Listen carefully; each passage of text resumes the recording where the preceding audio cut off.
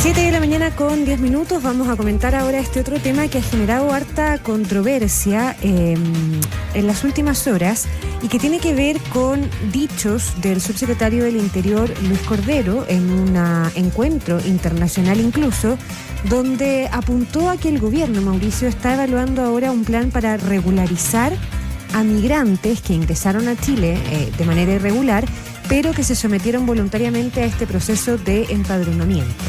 Esto de la regularización acotada, como le ha dicho el gobierno, aduce razones económicas y también de seguridad. En la oposición responden que esto es un perdonazo y argumentan que no es el camino para evitar más ingresos irregulares a Chile.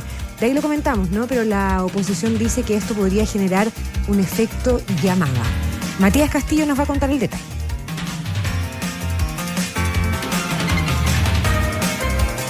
Dichos que se dieron en el contexto de la conmemoración de los 40 años de la Declaración de Cartagena, que busca mejorar la protección y derechos de personas refugiadas en América Latina y el Caribe, en la que participó el subsecretario del Interior Luis Cordero. El estudio de la regularización acotada del gobierno es parte de la Política Nacional de Migraciones y Extranjería, que constaba con un empadronamiento biométrico de migrantes. El subsecretario aseguró que hay un fin de seguridad para alejar de la exposición en la Comisión de Delitos. Terminó a principios de este año y accedieron a él más de 180.000 personas. El Ejecutivo está estudiando un proceso de regularización acotada respecto de las personas que participaron del proceso de empadronamiento. Hay una razón de seguridad. Saber dónde están esas personas, porque las personas migrantes no regularizadas que no han cometido delito, uno tiene que evitar que sean expuestas a esa comisión, sea porque son activos cometiendo delito o sea porque están expuestos a bandas criminales o la comisión de delitos. Desde el gobierno señalaron que el empadronamiento no significa automáticamente la regularización, sino que es simplemente parte del proceso de estudios y que deben cumplir con ciertos criterios. Desde la oposición denunciaron un perdonazo por parte del Ejecutivo y que esto traerá consecuencias para el país. El diputado Luis Sánchez, jefe de la bancada del Partido Republicano, aseguró que la regularización acotada traerá nuevas olas migratorias y que los servicios de salud y educación colapsarán, mientras que su par del Frente Amplio, Lorena Fríes, defendió a aquellos que se empadronaron, ya que tienen un verdadero interés de aportar en el país. Es criminal lo que el gobierno está haciendo, llenarnos de extranjeros, muchos de ellos que tienen una situación económica de precariedad total, para que los más pobres de nuestro país no tengan acceso a casi ningún beneficio público. Es obvio que la población que ya ingresó y que se encuentra en condición irregular, pero que se ha empadronado, ha mostrado su disposición de ser legal en Chile, de contar con la regularidad. Desde el Servicio Jesuita a Migrantes aseguraron que los movimientos irregulares son una consecuencia de las exigencias del proceso regulado. La vicepresidenta de la ONG, Macarena Rodríguez, aseguró que no se trata de un proceso excepcional y definió la regularización como beneficiosa para los países. Es una herramienta, un mecanismo que se utiliza como parte de las políticas migratorias de los países. En América Latina, entre el año 2010 y el año 2019, hubo más de 51 procesos de regularización o mecanismos para formalizar a las personas y otros 14 entre el año 2021 y 2022 en los distintos países. La regularización es una herramienta necesaria y muy positiva en muchos aspectos. Luego del anuncio del Ejecutivo de la regularización acotada, el diputado independiente Rubén Oyarzo, integrante de la Comisión de Gobierno, anunció que citará a la ministra Toá y al subsecretario Cordero, ya que la iniciativa podría dar señales equivocadas. Sin embargo, desde Palacio aseguraron que no hay evidencia histórica de que estos procesos produzcan un efecto llamado. Matías Castillo, ADN. Esto es bien complicado, ¿eh? Este es un proceso que tomó harto tiempo y que apuntaba a crear un registro nacional de extranjeros. No era un sinónimo de una regularización en su momento, nunca lo fue en todas sus etapas. Tuvo varias extensiones porque al comienzo no hubo tanto interés, se buscó convocar a más extranjeros para que regularizaran su situación, es decir, más que regularizaran, se registraran en esta nómina. que simplemente apuntaba a tener este registro nacional para copiar información. No se describió que tuviera otro objetivo que ese. Era directamente conocer la identidad y poder identificar a las personas que están en el país, que ingresan. Y dónde en el país, por dónde habían llegado, en fin, y tener esa información disponible. Porque además, y aquí lo conversamos más de alguna vez con la Dirección de Migraciones, era una forma en que se podía diferenciar a quienes venían en buena lid al país, a quienes venían con las ganas incluso de registrarse y en última instancia incluso de legalizarse en Chile y tener posibilidades de trabajo con todas las de la ley, porque venían con buenas intenciones realmente de hacerse la vida en Chile, con transparencia y con apertura de mente para venir a trabajar en este país y por este país incluso. Entonces, y por eso venían y decían: entré por tal paso regular, soy tal y tal persona. Y con toda honestidad se buscaba incentivar esa información transparente, porque de alguna manera, así se nos explicó también acá, eso podía diferenciar a quienes venían en buena lid de quienes no.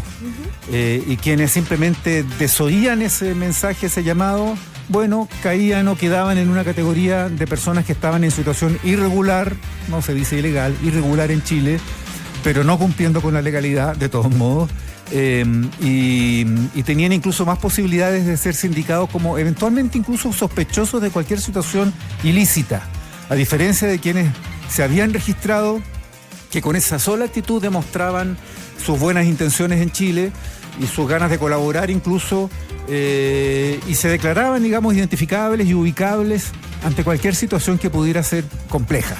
Ese fue más o menos el sentido que esto tuvo siempre. Absolutamente. Bueno, lo que se dice ahora y lo que plantea el subsecretario Cordero es que de alguna manera regularizar acotadamente a parte de estas personas que se empadronaron, porque no es que todos los que se empadronaron vayan a eventualmente ser regularizados en su situación migratoria, sino que de esas personas empadronadas se va a evaluar un grupo que cumpla, entiende uno, con ciertos requisitos.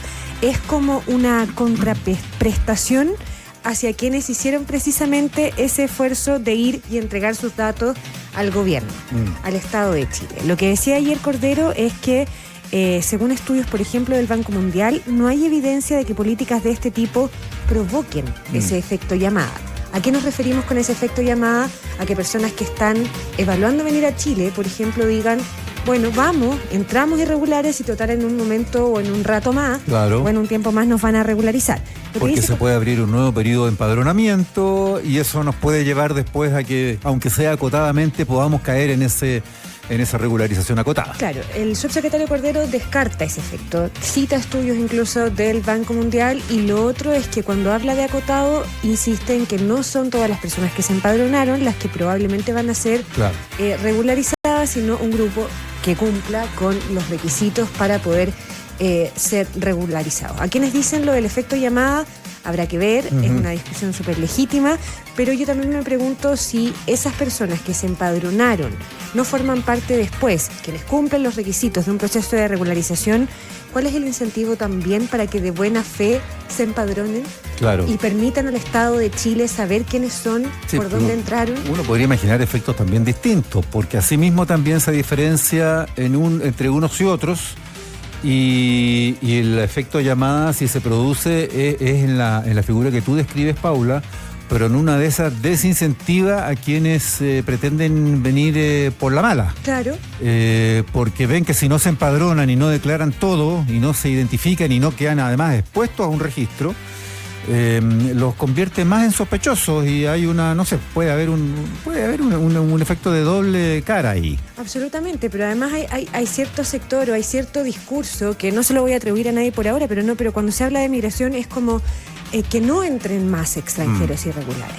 Eso, por un lado, podría vulnerar el derecho a la migración incluso, pero además hay que ver ya las soluciones que son un poco más realistas. Si la migración es un problema a nivel mundial, y no lo puedes parar. No se puede. De hecho, la mayor parte no es cerrar una puerta y ya está. No, la mayor parte del problema justamente está en el ingreso por paso no habilitado, y eso, empadronamiento o no empadronamiento, siguen pasando igual. Eso tiene que ver con otros factores que dicen relación con los problemas que se viven en los países de origen de los migrantes. Absolutamente. Mientras siga la crisis en Venezuela va a seguir saliendo gente, menos que cuando fue el peor momento, pero ahí va a seguir saliendo gente.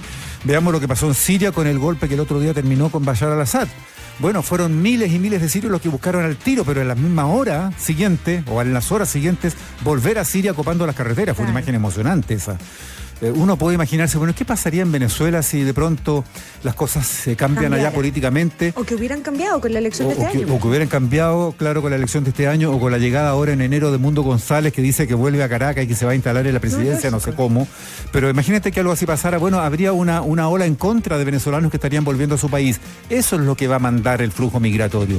¿Y qué es lo que va a seguir migrando mientras en Venezuela no varíe la situación? Las situaciones económicas y las perspectivas que encuentran los migrantes en cualquier país.